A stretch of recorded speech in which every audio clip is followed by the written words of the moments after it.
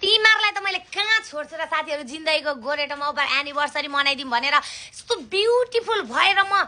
त्यत्रो यहाँ एनिभर्सरी मनाउने अनि तिमीहरू चाहिँ त्यो मरि मेटेर त्यो सासै नफेरि तिमीहरूलाई के को त्यस्तो त्यो आपत परेर चाहिँ बेबो एक्स हस्बेन्ड एन्ड बेबोको छोरी अनि के को त्यत्रो दुःख आखिर मेहनत के को लागि मेहनत त मैले पो गर्न पर्यो त त्यत्रो मेकअप गर्न पर्यो लुगा लाउन पर्यो राम्री हुन पर्यो टिकटकको लागि खिच्न पर्यो अनि के भन्छ ब्लगको लागि खिच्न पर्यो मेन अनि त्यो डेकोरेसन गर्न पर्यो एनिभर्सरी मैले मनाउन पर्यो दुःख मेहनत त मलाई पो पर्छ त तिमीहरू त्यसै किन टेन्सन लिएको अर्काको बारेमा अनि हैन मलाई पनि थाहा थिएन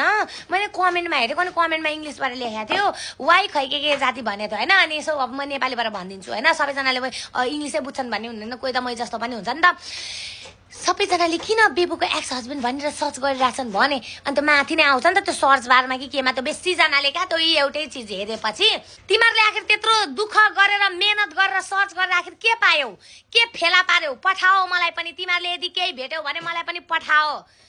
भगवान छक्क पर्नु छ नदुखेको टाउको तिमीहरू किन दुखाइरहेको तिमीहरूलाई म राम्री भएको देखेर त एनिभर्सरीको दिन हैन अरू बेला त जे जस्तो भए पनि एनिभर्सरीको दिन त म राम्री भएको थिएँ नि त तिमीहरूलाई त्यो देखेर जेलेस भयो खरानी अङ्गार राग भयो तिमीहरू त्यही भएर सहन नसकेर अब यसको एक्स हस्बेन्ड खोजेर यसको एक्स छोरी खोजेर यसलाई म अब गर्छु भनेर चाहिँ सोचेका तिमीहरूले त्यही भएर त गरेका के साह्रो तिमीहरूलाई म नराम्री हुँदा पनि ट्रोल बनाउने राम्री भयो भने जलेर खपी खान नहुने दुनियाँ दिवाना सर्च गर्ने फुर्सद पनि तिमीहरूलाई के कति हो आमामा मैले त अस्ति यो बनाउँथेँ कि तर म फुर्सद पाइनँ साथीहरू होइन यताउता आफ्नो नि काम छ नि त नि तिमीहरू जस्तो फुर्सदिलो म कहाँ छु त बल्ल बल्ल आज टाइम निकालेर मैले यो भिडियो बनाएको आखिर तिमीहरूले त्यो सर्च गरेर भेट्यौ भने मलाई पनि मेन्सन गरेर हाल मलाई पनि पठाऊ इनबक्स गरेर मलाई सेन्ड गर्दै आओ मुर्दार मुर्दारनीहरू बतरा